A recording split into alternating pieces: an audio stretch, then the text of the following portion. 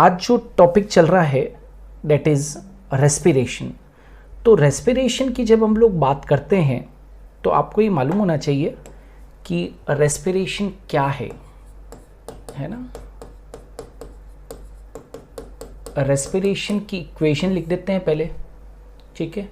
C6H12O6 plus 6O2 gives out to be 6CO2 plus 6H2O plus energy, ठीक है।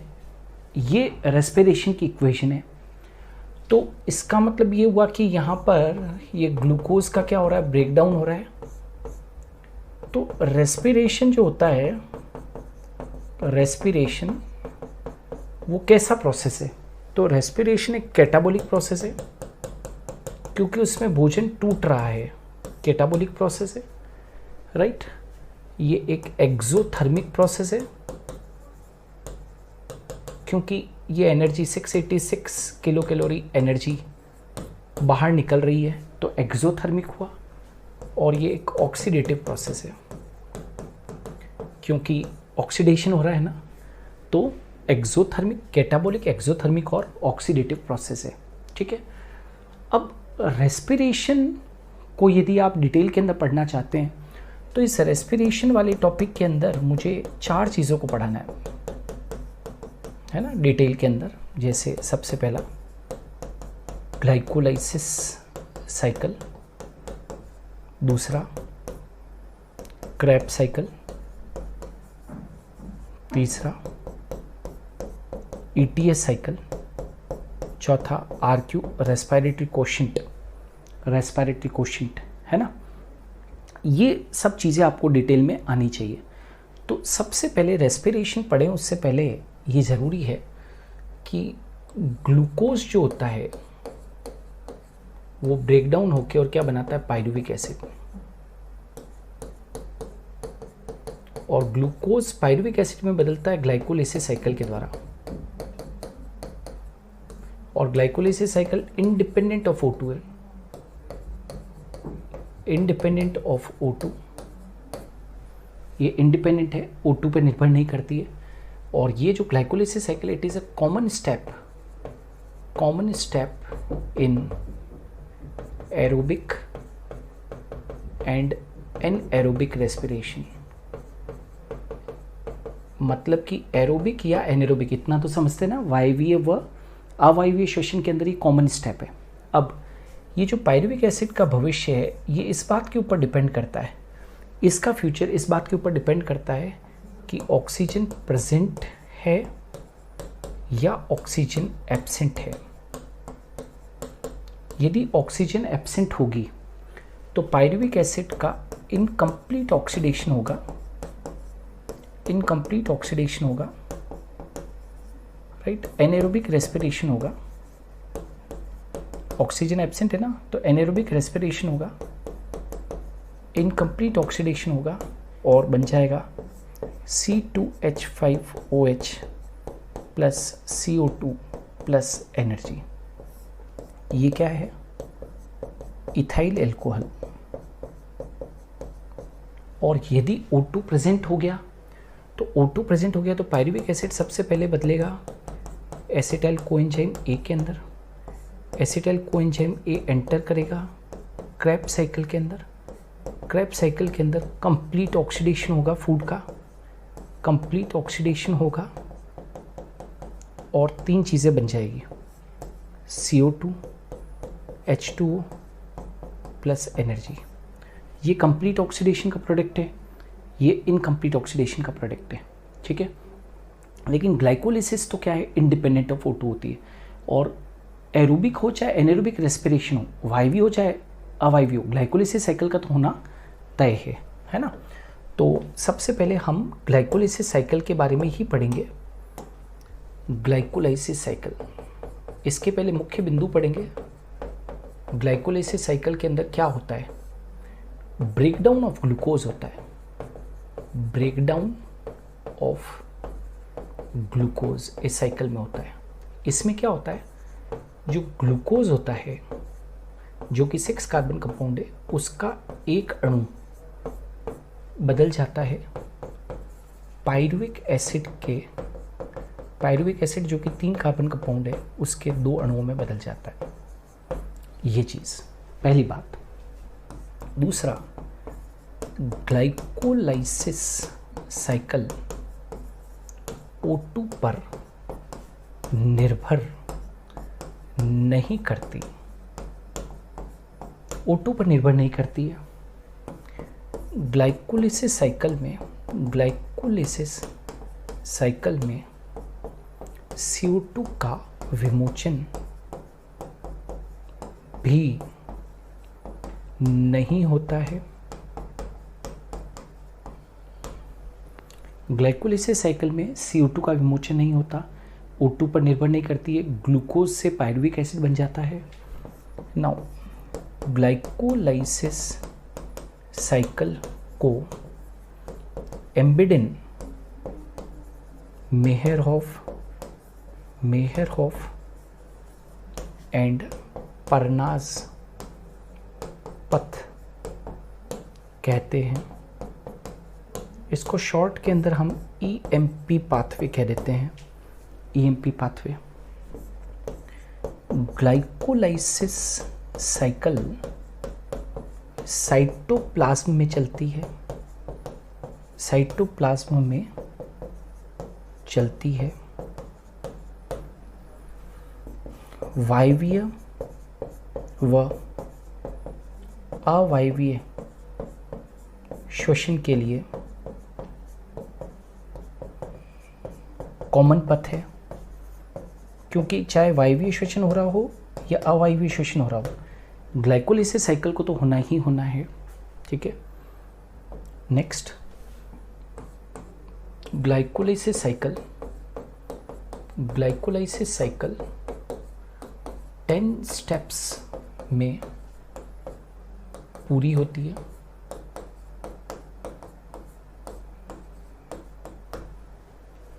Right. Glycolysis cycle 10 steps में पूरी होती है। सभी स्टेप्स रिवर्सिबल है, उत्क्रमणीय है, केवल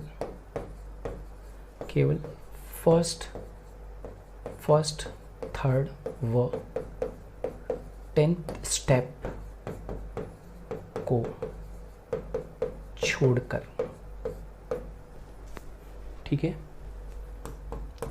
एक स्टेप को छोड़कर बाकी सभी स्टेप्स एंजाइमेटिक है। सबस्ट्रेट लेवल फॉस्फोरिलेशन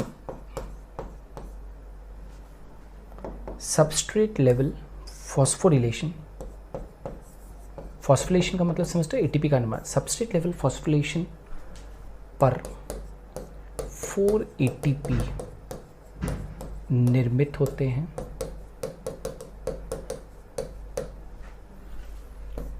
2 ATP खर्च होते हैं।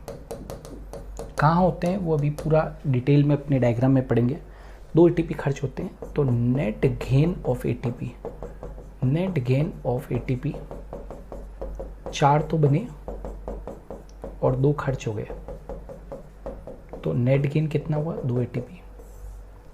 अच्छा, एक और चीज याद रखना,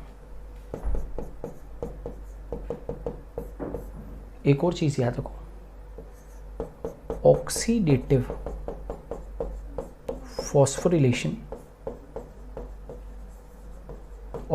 फॉस्फोरिलेशन द्वारा 2 NADPH2, एक्चुअली ग्लाइकोलाइसिस साइकिल में 2 NADPH2 भी बनते हैं। 2 NADPH2 से 6 ATP बनते हैं। 6 ATP बनते हैं।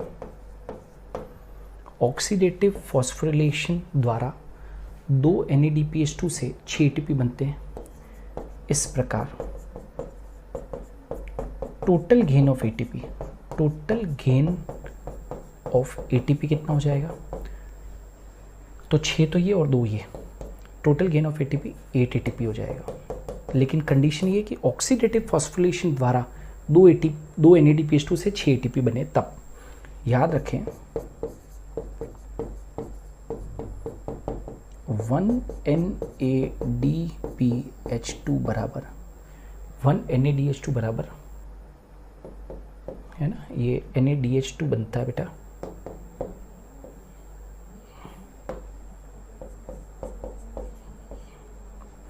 1 NADH2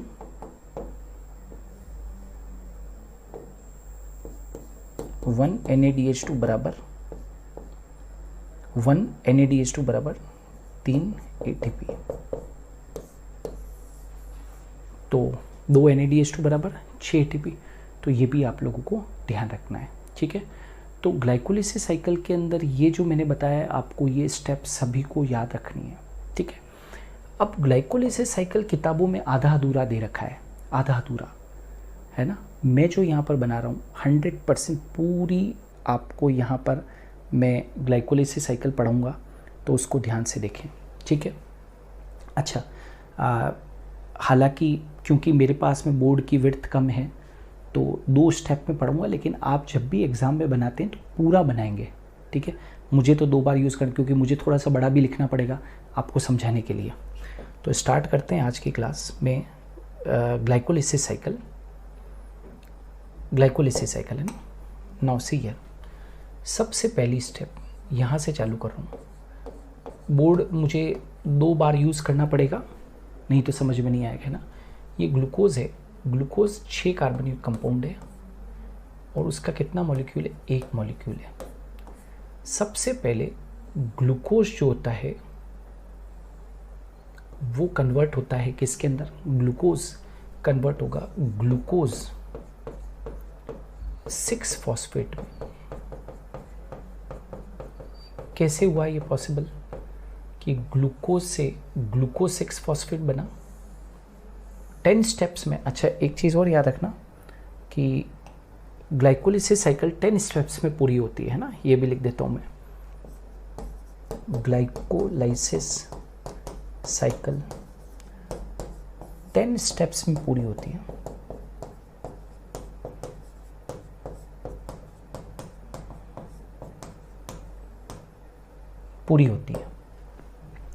तो पहली स्टेप में क्या होता है, इस स्टेप में एक एंजाइम काम में आता है जिसका नाम है हेक्सोकाइनेज।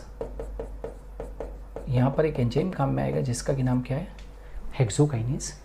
इस स्टेप के अंदर क्या होगा, एटीपी से एडीपी बनेगा और यहाँ पर मैग्नीशियम आयन की प्रेजेंस में रिएक्शन चलता है। मैग्नीशियम आयन से एटीपी से एडीपी बनेगा, मतलब 1 एटीपी खर्च होगा यहाँ पर। याद रखना, लास्ट में एटीपी का अकाउंट अपने को निकालना पड़ेगा, तो ये आपको आना चाहिए। तो ये क्या हो गई अपनी पहली स्टेप, ठीक है। ग्लूकोज से ग्लूकोज 6, कैसे क्या हुआ, एटीपी से एडीपी बना, तो क्या बाहर निकला, फॉस्फेट। जो फॉस्फेट बाहर निकला वो ग्लूकोज के 6 कार्बन पर जाकर जुड़ गया, तो ग्लूकोज बदल गया ग्लूकोज 6 फॉस्फेट में और हेक्सोकाइनेज एंजाइम की प्रेजेंस में चीज चल रही है। दूसरी स्टेप रिवर्सिबल होती है। देखो, पहली तीसरी और लास्ट स्टेप 10th वाली स्टेप वो रिवर्सिबल नहीं होती है, बाकी सब रिवर्सिबल होती है। तो यहाँ पर एंजाइम काम आएगा फॉस्फो ग्लूको आइसोमरेज। यहाँ पर फॉस्फो ग्लूको आइसोमरेज एंजाइम काम में आएगा और फ्रक्टोज 6 फॉस्फेट अपने एक आइसोमर में बदल जाएगा, उसका नाम है फ्रक्टोज 6 फॉस्फेट। क्या बन गया, फ्रक्टोज 6 फॉस्फेट। ये कौन सी स्टेप है भाई, सेकंड स्टेप है, clear. Second step clear. Third step वापस से लगभग फर्स्ट स्टेप जैसी ही है ना। यहाँ पर भी एटीपी बदलेगा किसके अंदर, एडीपी के अंदर, और फॉस्फोफ्रक्टोकाइनेज एंजाइम काम में आएगा। फॉस्फोफ्रक्टोकाइनेज एंजाइम काम में आएगा। यहाँ पर मैग्नीशियम आयन काम में आएंगे। ये एक एटीपी यहाँ पर एक एटीपी खर्च हुआ है, लास्ट में पूरा अकाउंट लेना पड़ेगा ना, एक एटीपी खर्च हुआ है, जो फॉस्फेट बाहर निकला एटीपी से एडीपी में बदला ना, तो जो फॉस्फेट बाहर निकला, अरे एडिनोसिन ट्राइफॉस्फेट एडिनोसिन डाइफॉस्फेट में बदला है तो एक फॉस्फेट बाहर निकला ना, वो फॉस्फेट जाकर फ्रक्टोज 6 फॉस्फेट के फर्स्ट कार्बन पे जाकर जुड़ जाएगा। ठीक है, तो ये बदल जाएगा किस में, फ्रक्टोज 1,6 डाइफॉस्फेट में बदल जाएगा बेटा। यहाँ तक क्लियर? ये मेरी थर्ड स्टेप हो गई, ये थर्ड स्टेप होगी। अभी ये भी 6 कार्बन वाला है, ये भी 6 कार्बन वाला है, ये भी 6 कार्बन वाला है। Are you getting? अब क्या होता है, आगे क्या होगा देखो, इसका एक अणु है, इसका भी एक अणु है, इसका भी एक अणु है। ठीक है, अब क्या होता है, ये जो फ्रक्टोज 1,6 डाइफॉस्फेट है, राइट, अब ये एल्डोलेज एंजाइम की प्रेजेंस में, एल्डोलेज एंजाइम की प्रेजेंस में क्या होगा, ये टूटेगा, राइट, ये क्या होगा, टूटेगा, राइट।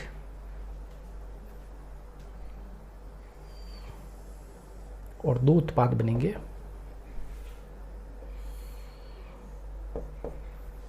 राइट, ये टूटेगा एल्डोलेज की प्रेजेंस में और 2 उत्पाद बनेंगे। कौन कौन से, ये 6 कार्बन वाला है ना, तो 2 कार्बन में टूट जाएगा। कौन कौन सा, एक जो बनेगा उसका तो नाम है 3-फॉस्फोग्लिसरैल्डिहाइड,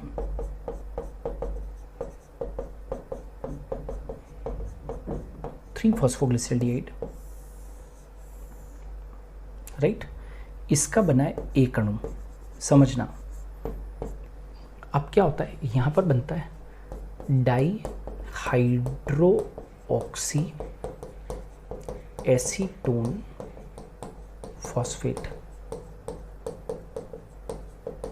आप चाहें तो इसे शॉर्ट में DHAP भी कह सकते हो, 3 डाईहाइड्रोऑक्सी एसीटोन फॉस्फेट। ये कितना कार्बन वाला है, 3 कार्बन वाला है। ये भी कितना कार्बन वाला है, 3 कार्बन वाला है। ये आपस में क्या होते हैं, इंटरकन्वर्जिबल होते हैं, है ना।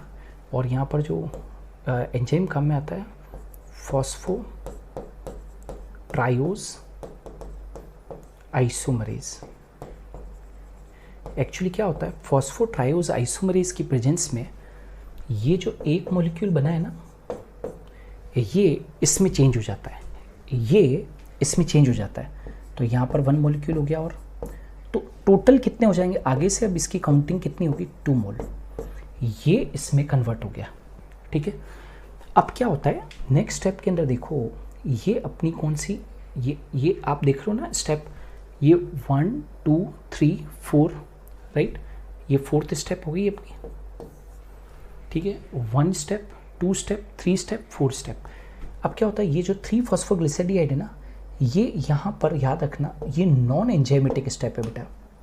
ये कैसी है, नॉन एंजाइमेटिक स्टेप है। मैंने कहा था ना एक स्टेप नॉन एंजाइमेटिक होती है, तो इस स्टेप के अंदर किसी भी तरह के नॉन एंजाइमेटिक स्टेप, कोई एंजाइम यूज़ नहीं होगा, कोई एंजाइम यूज़ नहीं होगा। और देखो यहाँ पर क्या होगा, अब यहाँ पर देखिएगा,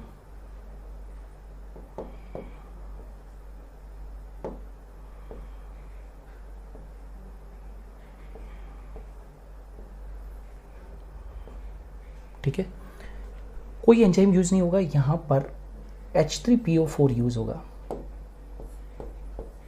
H3PO4, दो H3PO4 क्यों यूज़ किए, क्योंकि यहाँ पर 2 मॉलिक्यूल है। और यहाँ पर H3PO4 मतलब ये क्या चीज़ है, H3PO4 मतलब फॉस्फोरिक एसिड। ठीक है, तो ये काम में आया, तो यहाँ से जो फॉस्फेट अवेलेबल होगा वो फॉस्फेट 3-फॉस्फोग्लिसरैल्डिहाइड के फर्स्ट कार्बन पे जाकर जुड़ जाएगा। तो ये किस में बदल जाएगा, 1,3 डाईफॉस्फोग्लिसरैल्डिहाइड।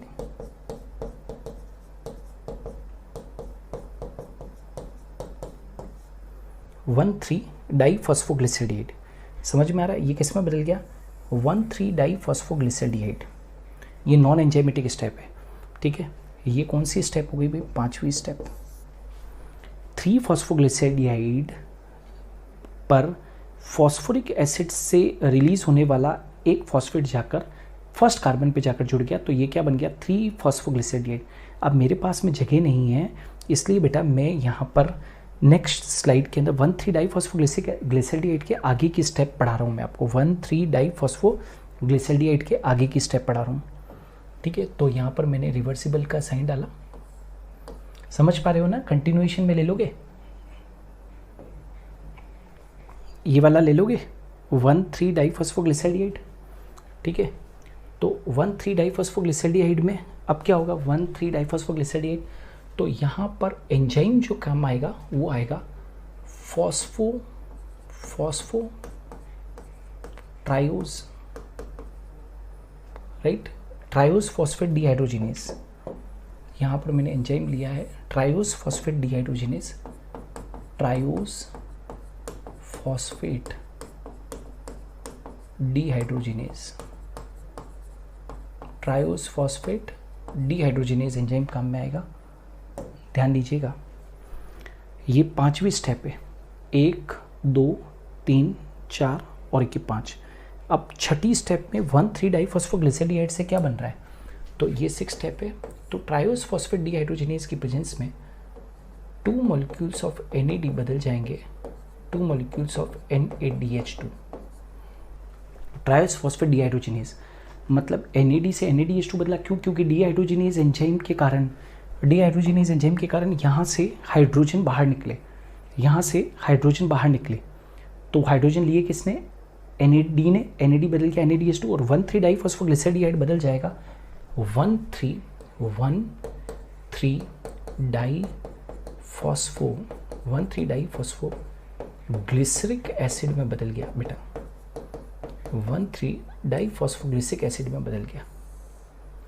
अभी इसके कितने मॉलिक्यूल्स हैं? 2 मॉलिक्यूल्स हैं, और ये कितना कार्बन वाला है? 3 कार्बन वाला है। क्यों? क्योंकि यहाँ से ही चल रहा था, ये सब 3 कार्बन वाले ही तो चल रहे थे, ठीक है।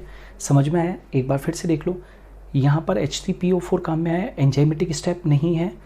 यहाँ पर जो फॉस्फोरिक एसिड जो यहाँ पर यूज़ हुआ वो जाकर 3 फॉस्फोग्लिसरेडिएट के फर्स्ट कार्बन पे जुड़ गया, तो 1,3 डाइफॉस्फोग्लिसरेडिएट बन गया।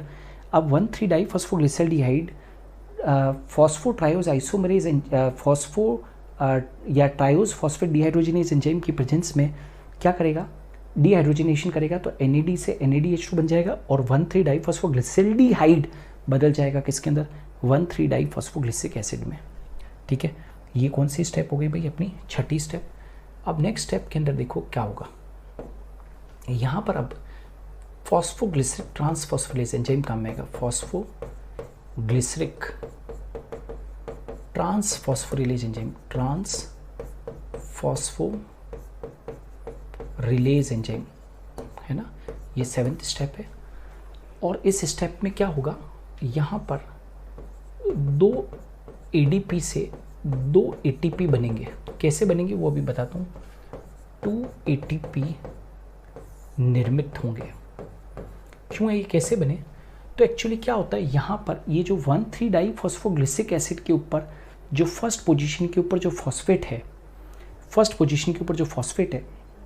उसको ADP ले लेगा। तो ये तो 2 मॉलिक्यूल्स है ना, तो जो 2 फर्स्ट पोजीशन से 2 जो फॉस्फेट निकलेंगे उनको ADP ने लिया, तो एडिनोसिन डाइफॉस्फेट बदल जाएगा एडिनोसिन ट्राइफॉस्फेट के अंदर। तो 1,3 फॉस्फेट हट गया फर्स्ट पोजीशन से, तो 1,3 डाइफॉस्फोग्लिसरिक एसिड किस में बदल गया? 3 फॉस्फोग्लिसरिक एसिड में बदल गया। 3 फॉस्फोग्लिसरिक एसिड, समझ में आ रहा है? फर्स्ट पोजीशन से फॉस्फेट हट गया, तो डाई की जगह पे तो मोनो हो गया, 3 phosphoglyceric acid. 7th position clear है, 3 फॉस्फोग्लिसरिक एसिड बन गया। अब क्या होता है नेक्स्ट स्टेप के अंदर, 3 फॉस्फोग्लिसरिक एसिड अब क्या करेगा? समावयवीकरण करेगा। तो फॉस्फोग्लिसरो म्यूटेज एंजाइम की प्रेजेंस में, राइट, जानते हो क्या होगा? इसका एक समावयवी बनेगा, इसका एक आइसोमर बनेगा। वो आइसोमर कौन है? 2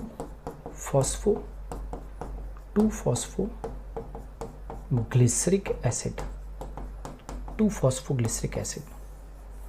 अच्छा, ये 3 कार्बन, ये 3 कार्बन, ये 3 कार्बन, इसके 2 मॉलिक्यूल, इसके भी 2 मॉलिक्यूल, इसके भी 2 मॉलिक्यूल, चलो ये कौन से स्टेप हो गई बेटा, 8th स्टेप, कोई कंफ्यूजन नहीं, 8th स्टेप।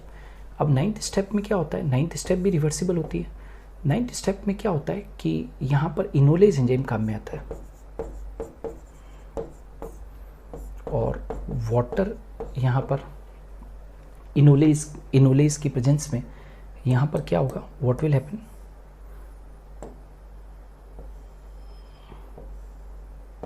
राइट, यहाँ पर इनोलेज में डिहाइड्रेशन होगा और 2-फॉस्फोग्लिसरिक एसिड बदल जाएगा 2-फॉस्फोइनोल पाइरुविक एसिड में,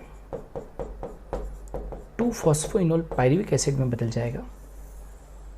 ये भी 3 कार्बन वाला है, ये 9th स्टेप हो गई, ठीक है। अब क्या होगा, 10th step non reversible reaction है, नॉन रिवर्सिबल, फर्स्ट, थर्ड और 10th नॉन रिवर्सिबल होती है। तो अब क्या होगा, एक एंजाइम काम में आएगा पाइरुवेट काइनेज एंजाइम काम में आएगा। और क्या होगा कि ये जो सेकंड पोजीशन से पे जो फॉस्फेट है, 2 मॉलिक्यूल्स है ना, सेकंड पोजीशन पे जो फॉस्फेट वो हट जाएगा, इसको ले कौन लेगा, एडीपी उसको ले लेगा,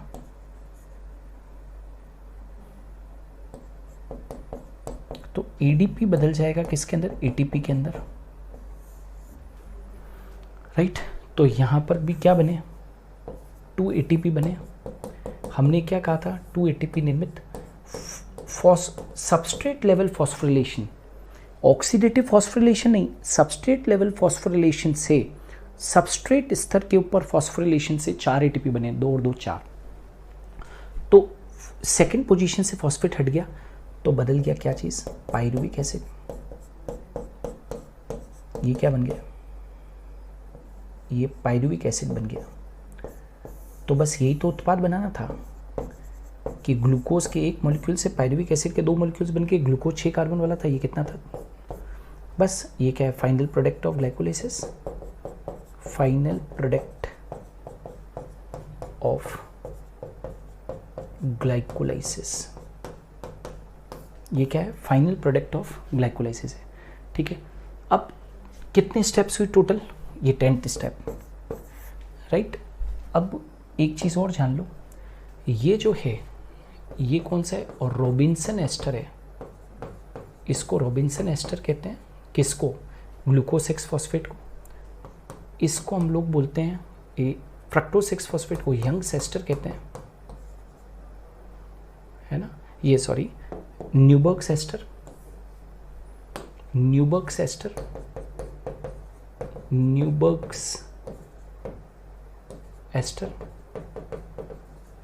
और ये जो फ्रक्टोज 1,6 डाइफॉस्फेट है, इसको हार्डिन एंड यंग्स एस्टर, ठीक है। अच्छा, ये जो आप देख रहे हो ना, यहाँ पर फर्स्ट, थर्ड और 10th स्टेप, फर्स्ट, थर्ड और 10th स्टेप नॉन रिवर्सिबल है।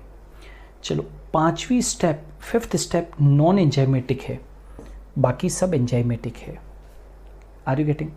अच्छा, एक और चीज़ यहाँ पर, ये जो इस स्टेप के अंदर, 6ठी स्टेप के अंदर 2 NADH2 बने, ये ऑक्सीडेटिव फॉस्फोरिलेशन, जब ऑक्सीजन अवेलेबल होगा और ऑक्सीडेटिव फॉस्फोरिलेशन होगा तो 2 NADH2 से बनाएंगे 6 ATP।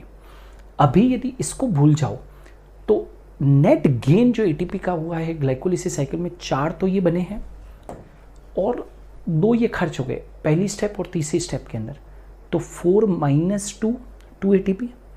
लेकिन यदि NADH2 से 6 ATP बन जाए तो नेट गेन कितना होता है, 2 और 6 यहाँ से ऑक्सीडेटिव फॉस्फोरिलेशन से, 6 और 2 8। तो टोटल गेन जो हो जाएगा, टोटल गेन जो होगा वो कितना हो जाएगा, डेट इज 8 ATP का गेन हो जाएगा। Are you getting? Total gain. और यहाँ पर आप लोगों ने देखा है कि ग्लाइकोलाइसिस साइकिल के अंदर, ग्लाइकोलाइसिस साइकिल कहाँ चलती है, साइटोप्लाज्म में चलती है। ग्लाइकोलाइसिस साइकिल कहाँ चलती है, साइटोप्लाज्म में चलती है। चलो, ग्लाइकोलाइसिस साइकिल को EMP पथ कहते हैं। क्यों? एम्बेडेड मेहरॉफ एंड पर्नास, EMP, एम्बिडेन, मेहरॉफ और परनास 3 साइंटिस्ट थे, उन्होंने इसके बारे में बताया था। तो इसको हम क्या बोलते हैं, एम्बिडेन, मेहरॉफ, परनास पाथवे।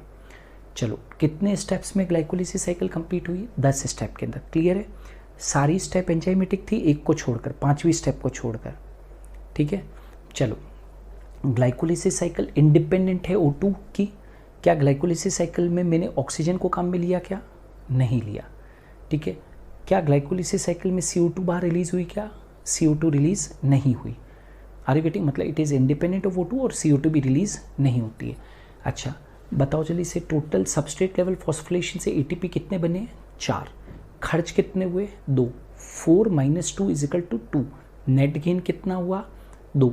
लेकिन यदि ऑक्सीडेटिव फॉस्फोरिलेशन से जो 2 NADH2 बने, उनसे यदि ऑक्सीडेटिव फॉस्फोरिलेशन से 6 ATP बन जाए तो 6 + 2 फिर टोटल कितने गिनोगे, 8 गिनोगे। अच्छा पहली, तीसरी और 10वीं स्टेप नॉन रिवर्सिबल है, बाकी सब कैसी है, रिवर्सिबल है। अच्छा और ये जो ग्लूकोज 6 फॉस्फेट है इसको रॉबिन्सन एस्टर कहते हैं, फ्रक्टोज 6 फॉस्फेट को न्यूबर्ग्स एस्टर कहते हैं और फ्रक्टोज 1,6 डाइफॉस्फेट को हार्डन एंड यंग्स एस्टर कहते हैं। क्लियर है। अच्छा ये जो आपके सामने बना रखी है ये क्या चीज़ है, दिस इज ग्लाइकोलाइसिस साइकिल। ठीक है, ग्लाइकोलाइसिस साइकिल। क्लियर, तो ये याद रखोगे आप। तो आज की क्लास में मैंने आपको ग्लाइकोलिसिस साइकिल कंप्लीट करवाया। अब जो अपकमिंग डेज है उसके अंदर हम लोग Krebs cycle, electron transport system, alright, और फिर उसके बाद में रेस्पिरेटरी क्वोशेंट, ये सब भी हम लोग पढ़ेंगे। ठीक है, तो आज के लिए इतना ही, धन्यवाद।